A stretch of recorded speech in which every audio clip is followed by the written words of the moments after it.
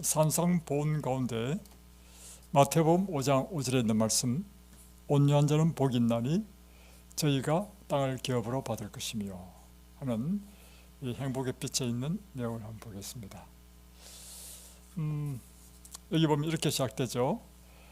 팔복 전반에 걸쳐 그리스도인의 경험이 깊어지는 길이 제시되어 있다. 그리스도를 필요로 하고 죄로 인해 애통하며 그리스도와 더불어 고난의 학교를 다니는 사람들은 거룩한 교사로부터 온유함을 배우게 될 것이다. 여기 보면 이제 우리가 그리스도로 인하여 이제 배우는 사람은 온유함을 배우게 된다는 것입니다. 그래서 오늘은 온유한 자의 복에 대하여 한번 보겠습니다. 제가 이제 축전에 있을 때인데요, 교회에서 건강 세미나를 했습니다. 건강 세미나에 여러 사람이 오셨는데 그 중에 한 분에게 제가 이야기를 했습니다. 제가 다음 주 목요일 날 당신 집을 방문해도 되겠습니까? 이분이 오시라는 것입니다. 그래서 다음 주 목요일 날 우리 그분을 가까운 수지에 있으니까, 우리 교회도 수지에 있고, 그래서 이제 방문했습니다. 방문을 했는데 이제 처음 만나서 인사를 하고, 이제 방문 가면 제가 성경을 펴고 예배를 드리잖아요. 자, 그때 다니엘서 1장을 펴고 다니엘이 뜻을 정하여 물과 채식만 먹게 해달라는 그 내용을 통해서 특별히 하나님께서 우리에게 주신 음식은 완전한 채식이라는 것을 이렇게 가르쳤습니다. 그랬는데 이분이 갑자기 목사님 잠깐 기다려 보십시오 하더니 서재로 가시는 것입니다. 그리고는 책을 한 권 꺼내와요. 보니까 한 20년도 넘은 너덜너덜한 책인데 그 책의 제목이 좋은 음식 올바른 식사였습니다. 그러면서 저에게 하시는 말씀이, 한 20년 전에 어떤 분이 저에게 이 책을 권했는데 무슨 정도인 것 같아요. 그래서 이 책을 제가 사서 봤는데 이 책 내용이 좋아서 이 책이 가르친 대로 하는 교회가 어떤 교회인가 라고 했는데, 오늘 목사님 이야기 들어보니까 목사님 교회가 내가 찾던 바로 그 교회인 것 같습니다. 이렇게 말씀하시는 것입니다. 그래서 그때부터 그 가정을 방문하고 또 그분이 교회에 나오시고 그래서 성경을 공부하고 침례를 받고 우리 교인이 되셨습니다. 이제 교인이 되고 난 다음에 우리가 매주 목요일마다 우리 성도들을 각 반으로 나누어서 구역반, 소그룹이라죠. 구역반 예배를 드렸습니다. 저도 한 구역반을 맡았는데 제가 맡은 구역반은 이제 연세가 지긋이 드신 우리 할머니 반을 제가 맡게 됐습니다.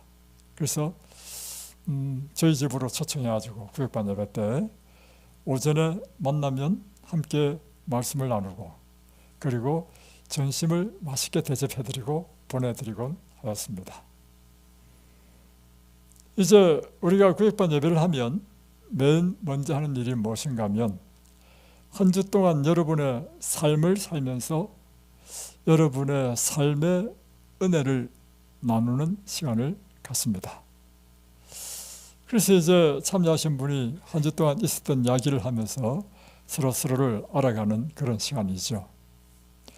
그런데 이제 방금 침례받은 이 자매님이 간증을 하는데요. 제가요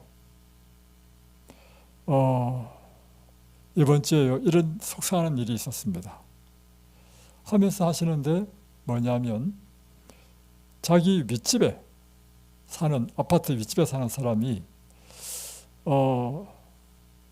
불편하게 한다는 것입니다. 뭐 쿵쿵거렸던지 모르겠습니다. 그래서 이제 위에 올라가가지고 아파트 초인종을 눌렀는데 이 사람이 문을 안 열어주더라는 것입니다. 분명히 사람은 있는데 문을 안 열어주니까 이 사람이 화가 나가지고, 이분 여자입니다. 화가 나가지고 발로 문을 찼다는 것입니다. 막 차면서 막 좀 그런 소란을 부렸다는 것입니다. 그 이야기 듣는데 함께 있던 소그룹 반원들이 놀라서 눈이 다 동그랗게 됐습니다. 우리 교인들 중에는 그런 사람 없잖아요. 그래가지고 자매님 그렇게 하면 안 됐습니다. 이렇게 놀라서 이렇게 말하게 됐습니다. 알고 보니까 이분이 젊었을 때 뭘 했냐면요, 완전 여장부라. 건설회사를 했는데 큰 건설회사를 했어. 그래가지고 뭐 이제 그 집에 이제 방문 가면 옛날에 자기가 이제 지냈던 걸 보여주는데, 뭐 프랑스, 뭐 아프리카, 유럽, 뭐 어디든지 안 간 데가 없어. 각 곳에서 찍은 사진들을 쫙 보여주면서 뭐, 이거 그렇게 크게 일을 사업을 하신 분이라. 그래서 보니까 건축에 대해서 잘 하셔. 그러다 보니까 이 사람의 성격이요, 완전히 치마만 둘렀지 남자인가라. 성격이 과격하고 막 거칠고 이런 사람이었어. 이분이요, 우리 교회에 와가지고요, 처음에 엄청 힘들어했습니다. 왜냐하면 자기 성질대로 하면 안 된다는 걸 교회에서 배워가지고. 그런데 점점점 변화가 됐는데, 우리가 말씀을 배우고 또 속으로 예배를 드리고 기도하고 하면서 이분이 점점점 온유한 사람으로 바뀌는 것입니다. 왜 그렇죠? 말씀을 배우면 말씀에서 누구를 만나기 때문입니까? 예수님을 만나니까 예수님의 겸손과 온유를 점점 배우게 된다는 것입니다. 그래서 오늘 이 예수님께서 팔복에서 하신 말씀이 무엇인가 하면, 온유한 자는 복이 있나니 저희가 땅을 기업으로 받을 것이며. 그래서 여기 보면 고난의 학교를 다니는 사람들은 거룩한 교수로부터 온유함을 배우게 될 것이다. 온유함을 배운다는 것입니다. 부당한 처사에도, 온유함이 뭐냐, 여기 보면 부당한 처사에도 인내하고 점잖은 태도를 보이는 것이 바로 온유합니다. 이렇게 좀 설명했습니다. 모세는 성령의 영감을 받아 기록한 말씀, 곧 모세는 온유함이 지면의 모든 사람보다 성하더라 라는 언급이 있는데, 그 당시 백성들은 이 온유함의 특성을 높이 평가하지 않았다는 것입니다. 오히려 백성들은 온유함의 특성보다는 자부심이 넘치는 것을 좋아했다는 것입니다. 그러나 예수께서는 온유함을 천국에 들어가는 첫째 조건으로 삼으신다. 그러니까 우리가 천국에 가려면 첫 번째로 어떻게 돼야 된다는 것입니까? 온유해야 된다는 것입니다. 그러면 온유함이라는 것이 어떤지를 알아야 되죠. 어떤 게 온유함입니까, 여러분? 어떤 게 온유함이죠? 온유하다 한번 정의해 보세요. 우리 장 사모님. 온유하다. 온유한 자가 천국 간다는 거예요. 온유한 자는 복이 있나니 저희가 땅을 기업으로 받을 것이며, 이때 이 땅은요, 이 세상의 땅이 아니라 하늘의 새하늘과 새 땅, 하늘에 간다는 것입니다. 뭐 온유가 어떤 것인지 알아야 내가 온유한 사람이 될 거 아니에요. 어떻게 온유죠? 부드럽다. 예, 맞아요. 또 온유는 따뜻하다. 이 온자가 따뜻할 온자입니다. 유는 부드러울 유자입니다. 그러니까 사람이 따뜻하고 온유한 것이 온유합니다. 이게 한자적인 해석입니다. 그러면 영어적으로는요, 영어로는 어떻게 또 번역됩니까? gentle, meek 이렇게 됩니다. 그러니까 사람이 점잖다, 상냥하다, 친절하다. 또 헬라어로는요, 모르죠? 헬라어는 같은 의미인데 친절하고 부드럽고 상냥하다, 이런 의미를 가지고 있습니다. 그런데 우리는 이 온유를 우리의 말투나 태도에서 부드럽고 따뜻함을 보이면 저 사람 온유하다 이렇게 이야기한단 말이에요. 그러나 정말로 온유하다는 의미는요, 우리의 마음과 감정을 다스리는 사람.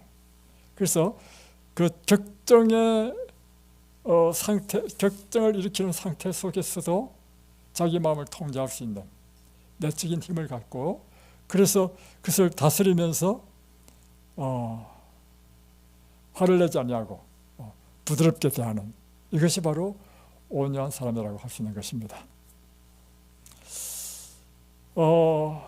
그래서 여러분, 온유라고 하는 것은요, 또 여러분이 착각하면 안 됩니다. 무조건 사람이 뭐 부드럽고 이렇게 하다 해가지고 온유한 사람이라는 것은 아닙니다. 또 예를 들면 이 우유부단하다, 나약하다, 줏대없다, 비굴하여 불의에 굴복한다, 이것은 온유가 아니죠.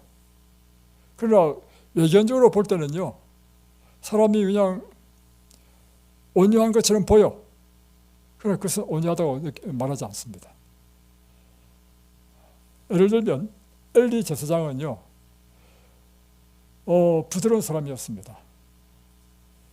그래서 자기 자녀들이 범죄했을 때 엘리 제사장이 취한 태도는요, 자녀들에 대하여, 죄에 대하여 견책하지 않았습니다. 얘들아, 너희가 어찌하여 그리하였느냐, 이 끝이야. 그래서 결국에는 하나님의 심판을 받고요, 엘리와 그의 모든 자녀들은 다 죽임을 당했습니다. 그러니까 죄에 대하여 우유부단하고 단호하지 못한 것을 또한 우리는 온유하다라고는 말하지 않는다는 것입니다. 그래서 여러분, 온유하다 해가지고 무조건 사람이 막 부드럽고 이것만 아니고, 온유의 진정한 의미는요, 내적인 힘입니다. 바깥의 말투와 태도도 포함되고, 그러면서도 불의에 대해서는 아주 강력한 이런 분별력을 가지고 취하는 태도, 또 마음에 일어난 격정을 제어할 수 있는 내적인 힘을 갖고 있는 사람, 이런 사람을 온유한 사람이라고 하는 것입니다. 그런 의미에서 여러분은 온유한 사람입니까? 자, 보겠습니다. 여기 보면 45페이지에 보면 이렇게 되어 있습니다. 아버지의 영광의 광채신 예수께서는 하나님과 동등됨을 취할 것으로 여기지 아니하시고 오히려 자기를 비어 종의 형체를 가져 사람들과 같이 되기로 작정하셨다. 그러니까 예수님의 모습 속에서 우리는 온유함을 보는데, 예수님은 하나님의 영광을 가지고 이 땅에 오셨지만 이 땅에서는 하나님과 동등됨으로 여기지 아니하시고 오히려 자기를 비어 종의 형체로 오신 그것이 바로 겸비, 온유함이다 하는 것입니다. 여기 보면 예수께서는 생애의 온갖 미천한 경험을 하시고 사람들과 함께 다니시되 왕으로서 존경을 요구하지 않으시고 오히려 다른 사람들을 섬기는 것을 사명으로 여기셨다. 그분의 태도에는 편협함이나 냉혹함이 흔적조차 없었다. 세상의 구속주께서는 천사보다 더 위대한 품성을 소유하셨으나 그분의 신적인 권위에는 모두를 그분께로 이끄는 온유함과 겸손함이 결여되어 있었다. 여기 보면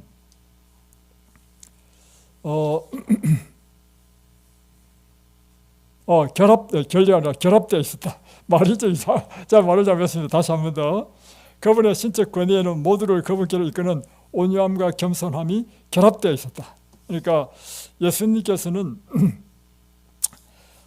신적인 권위를 나타낼 때, 예를 들면 성소를 정결케 하는 일을 할 때 그분의 이런 엄미한 능력이 나타났잖아요. 그럴 때도 그는 온유함과 겸손함이 결합되어 있었다. 이렇다는 것입니다. 자, 그러면 우리가 어떻게 온유한 사람이 될 수 있을까? 이게 또 중요한 문제죠. 결국에는 우리가 온유한 사람이 되어야 천국에 갈 거 아닙니까? 온유한 사람은 땅을 기업으로 반대했거든요. 이 땅에서의 땅도 포함됩니다. 사실은 여러분 보시면 온유한 사람이 땅을 많이 가질 수 있습니다.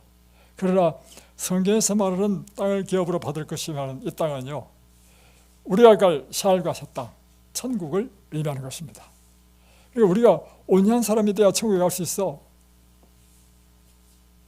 어떻게 우리는 온유한 사람이 될 수 있습니까? 제가요, 연구를 한 결과 우리에게는 온유함이 없다는 것입니다. 우리는 우리의 본성이 죄로 타락한 사람이기 때문에 이 죄의 본성은요, 끊임없이 자기를 방어하려고 보초를 쓰고 긴장되어 있어요. 내가 무시를 당하거나 내가 다른 사람에게 의심여김을 당하지 않기 위하여 항상 곤두서 있어요. 그래서 여러분, 우리 인간에게는 이 온유함이라고 하는 품성이 없습니다.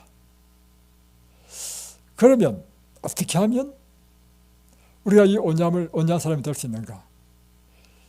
방법은 딱 한 가지입니다. 온유함 하신 예수님이 내 안에 들어오셔서 그분이 내 안에서 당신의 온유함으로 우리를 지배하시면 우리는 온유한 사람이 될 수 있다는 것입니다. 그래서 여러분, 우리의 자아라고 하는 것은요, 항상 투정합니다. 자기 자신을 더 높이고자 하고 자기 자신이 다른 사람에게 무시당하지 않으려고 하는 긴장 상태에 있어 항상. 그리고 자기 자신에게 무시하거나 이 자존심을 상하게 하면 막 바락 화를 내는 것이 우리 자존심입니다. 이게 뭐냐면 자아야. 그래서 이 자아가 살아있는 한 우리는 온유함을 가질 수 없어. 온유함을 받는 방법은 우리 자아가 그리스도 안에서 죽고 오직 그리스도께서 내 안에 사실 때만이 우리가 그리스도의 그 온유한 사람이 될 수 있다는 것입니다. 자, 한번 내용 보겠습니다. 예수께서는 자신을 비우셨다. 그분께서는 하신 모든 일에 자아가 드러나지 않았다. 그분께서는 모든 것을 아버지 뜻에 맡기셨다. 그러니까 지금 예수님께서 온유하신 것은 자신의 자아를 비우고 오직 아버지의 뜻에 따라 그가 사신 것, 이것이었다는 것입니다. 그래서 여기 보면 아버지께서 내게 하라고 주신 일을 내가 이루어 아버지를 이 세상에서 영원롭게 하였사오니. 이제 예수께서는 우리에게 명령하십니다. 나는 마음이 온유하고 겸손하니 나의 멍에를 메고 내게 배우라. 아무든지 나를 따르려거든 자기를 부인하라. 자아를 폐시키고 더 이상 삶을 주관하지 못하도록 해야 한다. 결국에는 우리가 온유한 사람, 예수님처럼 되는 방법은요, 우리 자아를 부인해야 됩니다. 우리 자아를 십자가에 못 박아야 됩니다. 그리고 더 이상 내 자아가 내 삶을 주관하지 못하도록 해야 된다는 것입니다. 자, 이게 보면, 그러니까 지금 제가 이 책을 읽어보니까요, 이 행복의 빛을 읽어보니까, 우리가 온유하게 되는 비결을 읽어보니까요, 여기에서 지금 페이지 47페이지에 내용 가운데 자아라고 하는 것에 동그라미를 쳐봤어요. 자아가 몇 번 나오냐면, 한 번, 두 번, 세 번, 네 번, 다섯, 여섯, 일곱, 여덟 번이나 나와요. 8번. 그러니까 우리가 싸워야 할 대상은 누구냐면 적이 아니고 내 안에 있는 자아야. 그죠? 보세요. 누구든지 자아를 부정하고 마음을 낮추시는 그리스도를 바라보면, 이렇게. 또 우리가 자랑으로 여기는 자립과 자기를 높이는 정신은 사탄에게 속박된 징표이다. 그러니까 우리 자신을 높이려는 하는 정신은 누구의 정신이라는 것입니까? 사단의 정신이라는 것입니다. 사람의 본성은 언제나 자기 과실을 위해 애쓰고 경쟁을 위해 준비한다. 그리스도에 대해 배운 사람은 자아를 비우고 교만을 버리고 군림하려는 욕심을 내려놓는다. 그리하여 마음의 고요가 찾아온다. 자아는 성령의 지배 아래 굴복하게 된다. 그러니까 끊임없이 우리 자신을 비우고 할 때 이제는 자아가 죽고 내 안에 그리스도께서 우리 자신을 이제 지배한다는 것입니다. 그 다음 페이지 49페이지.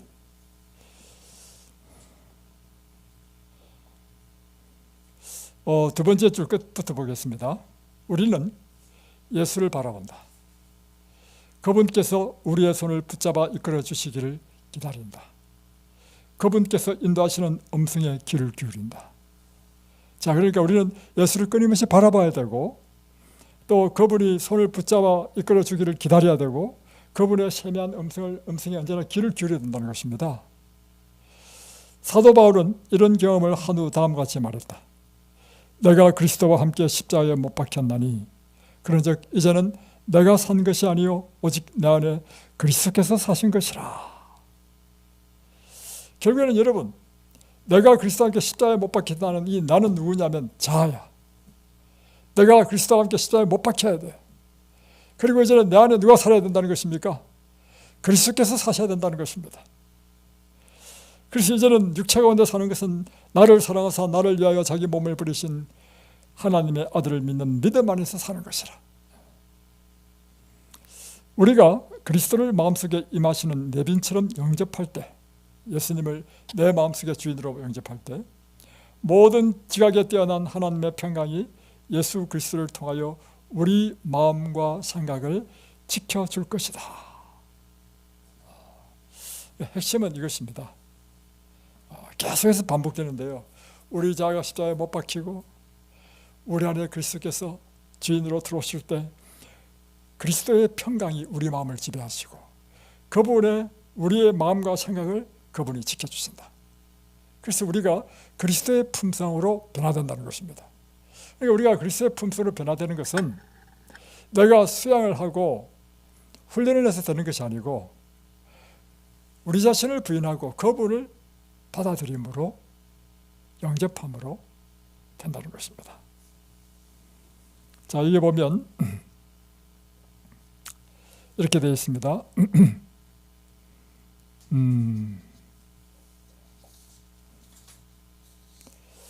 그 다음 페이지 50페이지 한번 보겠습니다.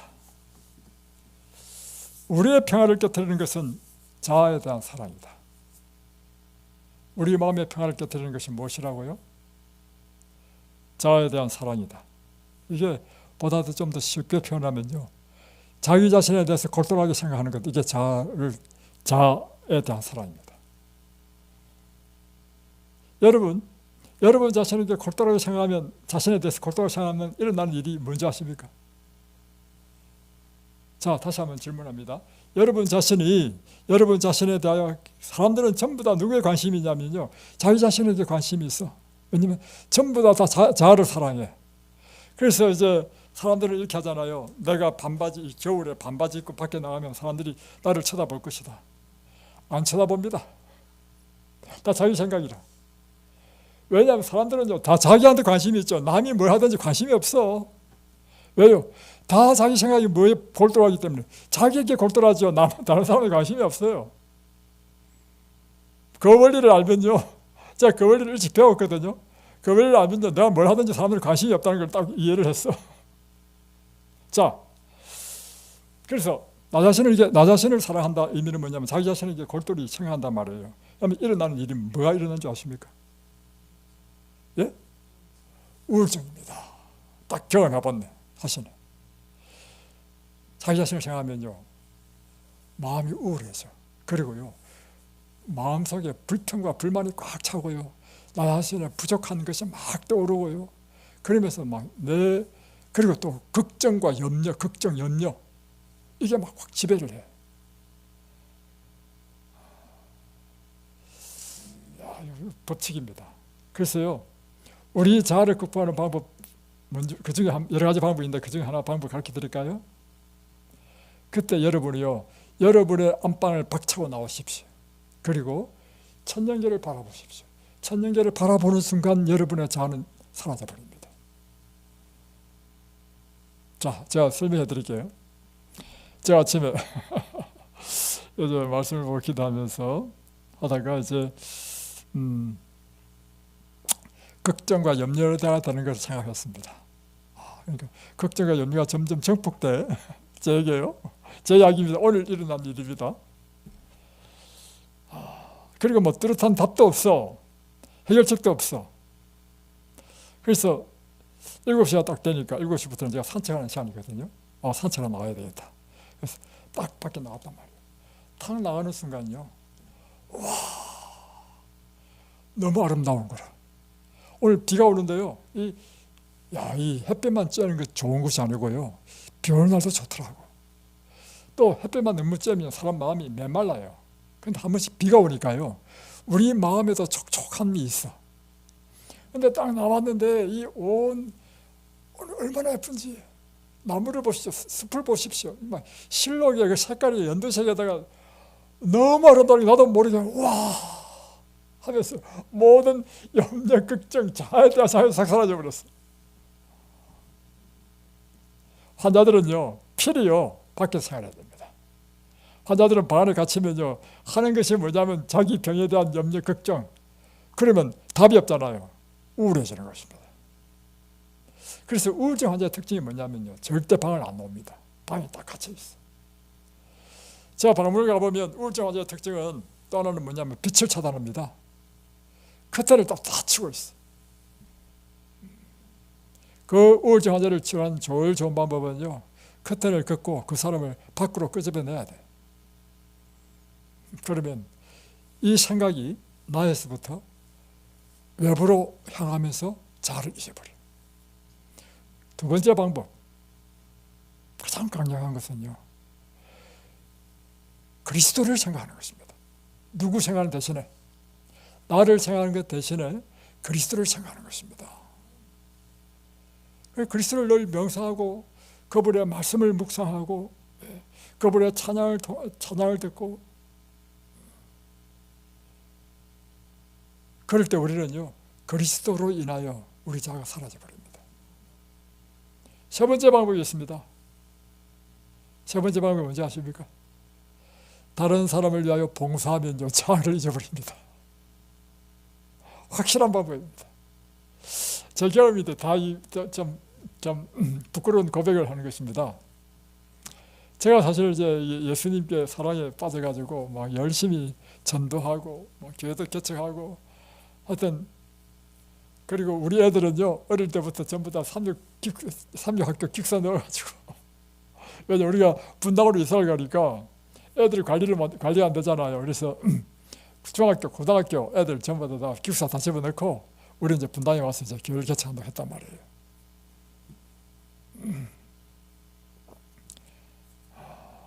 그만큼 우리가 이제 예수님께 미쳤단 말이에요. 어느 날 제가 죄송합니다. 사람이 이렇게 열심히 하다가도 실족할 수 있다는 걸 가르쳐 드립니다. 어느 날 제가 방문하면서 느낀 게 있어요. 이 집 저 집 방문해 보니까 모든 사람들은 자기 자신을 위해 살아. 자기 자식을 위해서 뭐 유학도 보내고, 그게 나쁘다는 거 아닙니다. 하여튼 최선을 다 산단 말이에요. 근데 그걸 한참 보다가 어떤 마음이 들었냐면, 야, 우리는 우리 자신을 위해 사는 게 하나도 없네. 정말로. 야, 다른 사람들 다 자기 자신을 위해 사는데 우리는 우리 자신을 사는 게 하나도 없네. 그래서 내 마음에 어떤 유혹이 들었냐면, 그래, 우리도 우리 자신을 위해서 사면 좀 살아보자. 이런 생각이 들었습니다.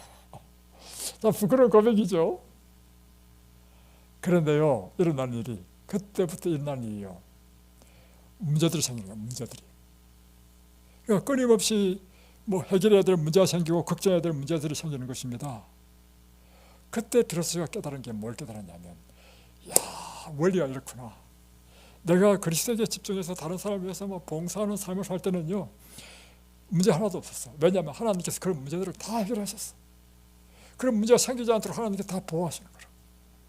근데 내가 막상 이렇게 시험에 들어가지고 해보니까, 이거, 야, 그렇구나. 이게 원리구나. 그래서 그때부터 제가 다시금 절대로 그 유혹에 빠지지 않습니다. 예, 그래서 여러분, 우리 자아에 집중하게 되면요, 우리는 온유한 사람이 될 수 없습니다. 욕심쟁이가 됩니다. 그리고 자기를 높이려 하는 교만이 삭터고요, 자아를 생각하게 되면 이제 그렇게 하지 못하면요 반대로 우울증이 걸립니다. 그리고 항상 자기에게 집중되기 때문에요 다른 사람의 형편과 처지는 돌아볼 수도 없어. 여러분 저를 십자가에 못 박아야 됩니다. 그리고 오직 예수님을 내 삶의 주인으로 모시고 예수님을 바라보며 살 때 예수님의 정신, 예수님의 마음이 우리의 생각과 우리의 마음을 지배할 때 우리는 어느덧 예수님의 온유함이 우리에게 임한다는 것입니다. 그럴 때 우리 마음은요 예수님 안에 있는 그 평안이 우리 마음을 채우고 예수님 안에 있는 그 기쁨이 우리 마음을 채운다는 것입니다. 그래서 여기 보면 이렇게 나와 있죠. 51페이지 두 번째 문단에 보면 세속적인 근원에서 오는 행복은 그 행복을 조성하는 다양한 환경만큼이나 변하기 쉽다. 예, 세속적인 근원에서 오는 행복은 환경이 바뀌면 바뀌지 않습니까? 조건이 바뀌면 바뀌고. 그러나 그리스도께서 주시는 평안은 변치 않는 지속적인 평안이다. 왜냐하면 그리스도께서는 변함이 없으신 분이니까. 그래서 그 평안은 삶의 어떤 환경에 의해 좌우되지 않으며 세상 재물의 양이나 세상 친구의 수에 의해 결정되지 않는다. 그리스도께서는 생명수의 근원이시다. 그러므로 그분께로부터 나오는 행복은 결코 부족함이 없다. 그 다음 문단이 이것입니다. 그리스도의 온유가 가정에서 배어나면 집안 식구들이 행복하게 될 것이다. 그러니까 그 가정이 행복해지려면요 그 온유가 그 가정을 지배해야 됩니다. 그것은 특별히 그 가정에 엄마 아빠가 그 마음에 온유함이 있으면 자녀들이 행복해지는 거죠. 어떻게 하면 엄마 아빠가 그 마음에 온유로 자녀를 행복하게 만들 수 있을까요? 그리고 부부도 행복해지는 방법, 부부 행복의 비결을 말씀드리겠습니다. 그것은요 온유를 주시는 예수님을 두 부부가 진실하게 믿고 섬기면 그 부부는 행복해지고 그 가정은 행복한 가정이 됩니다. 제가 식사할 때 재밌는 이야기를 들었습니다. 여기 있는 한 자매님의 딸이 결혼을 했는데 신랑하고 노상 싸운다는 것입니다. 결혼해가지고 노상 싸우는데 옆에서 지켜보는 엄마도 옆집에 살았던가 봐. 지켜보니까 이건 밤중이고 낮이고 안에 엄청 싸운다는 거야. 그리고 늘 딸이 하는 이야기가 뭐냐면 이혼하겠다는 말만 하는 거라. 그러니까 엄마는 노심초사하고 있었단 말이에요. 그러다 어느 날 이 부부가 획기적인 변화가 일어났어. 왜냐하면 그 신랑이요 갑자기 하나님 말씀에 빠져가지고 성경 말씀에 빠지면서 부인도 그렇고 자기 딸도 그렇고 사이도 그렇고 두 부부가 하나님 말씀으로 이렇게 거듭나게 되어버리니까 그 부부의 모든 싸움이 사라져버렸어. 그리고 딸이 물론 이제 그 일을 위해서는 엄마가 끊임없이 기도했죠. 딸이 어느 날 엄마한테 하는 이야기가 뭐냐면 엄마 우리는 예수님 때문에 너무 행복해. 날 그 이야기를 듣는데 내 마음에 얼마나 감동이 있는지. 그게 원리야 사실은. 부부 행복의 원리는요 다른 큰 것이 있는 것이 아닙니다. 각자 남편과 아내가 그리스도를 예수님을 주님으로 신실하게 섬기고 예수님 중심으로 살게 되면 그 부부는 행복합니다. 제가 예를 들어 드리겠습니다. 저희 부부가 그렇게 삽니다. 저희 부부는 그리스도가 우리 삶의 주인입니다. 그래서 우리는요 제 사랑의 첫 번째 자리는 제 아내가 아닙니다. 예수님입니다. 제 처에 있어서 사랑의 첫 번째는 제가 아닙니다. 예수님입니다. 그러니까 예수님이 우리 사랑의 첫 번째 자리예요.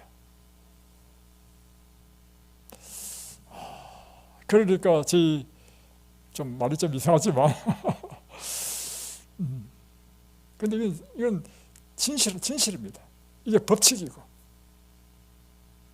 두 부부가 그리스도로 인하여 완전히 그리스도를 그의 삶의 주인으로 모시고 그리스도 중심의 삶을 살게 되면요, 두 부부는 물론 살다가 의견의 차이는 있을 수 있지만 그건 별로 중요한 것이 아니고 언제나 그리스도 중심으로 하나가 되고 행복한 삶이 되고, 그러면 그 자녀들이 동일하게 그 온유한 가정의 분위기 속에서 행복한 가정이 되는 것입니다. 그래서 저는 우리 자녀들한테 첫 번째로 가르치는 것이 뭐냐면 예수님을 신실하게 믿으라. 그래서 제가 우리 참 세자녀가 있잖아요. 세자녀에서 우리 첫아들은 목회를 하니까 뭐 정신없어 열심히 막 그냥 열심히 목회한다고 두 부부가 하니까 뭐 열심히 하는 것 같고, 또 막내딸과 부부도 아주 신실해. 열심히 막 교회 봉사하고 뭐. 근데 우리 큰딸 부부가 세상에 출세하려고 하는 욕망이 너무 커. 그래가지고 진짜로 세상에서 잘 나가고 있습니다.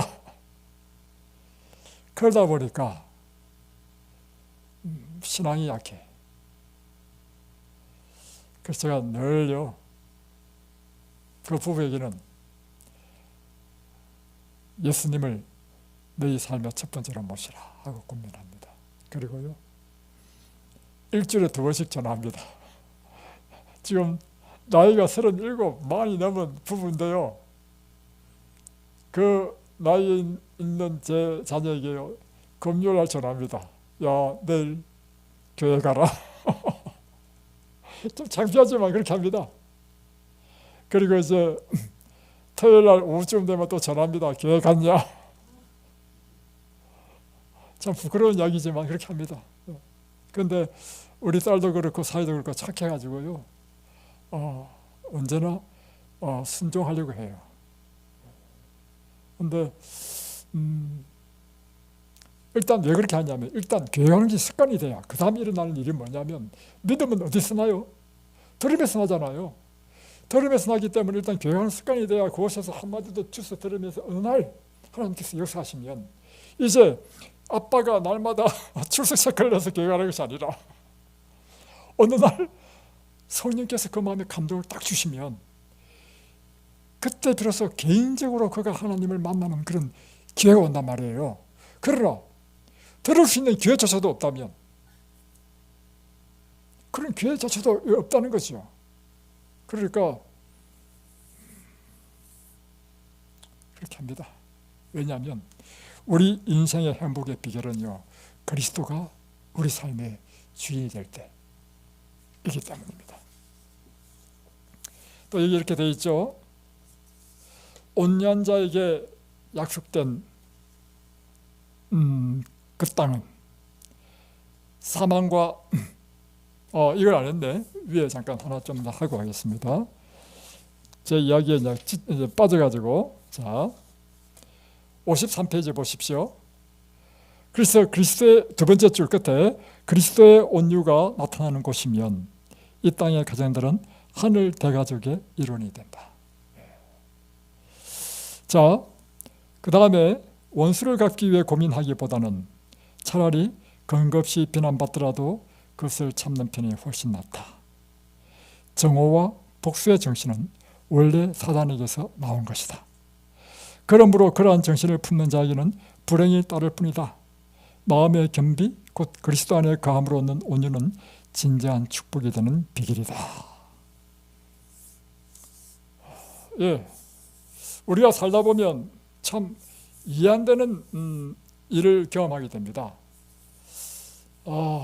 제가 이제 경험한 것인데요, 저는 사실 다른 사람한테 좀 뭐 이렇게 칭찬받고 또 다른 사람의 사랑을 받는 것에 이제 그런데 익숙했는데, 어느 날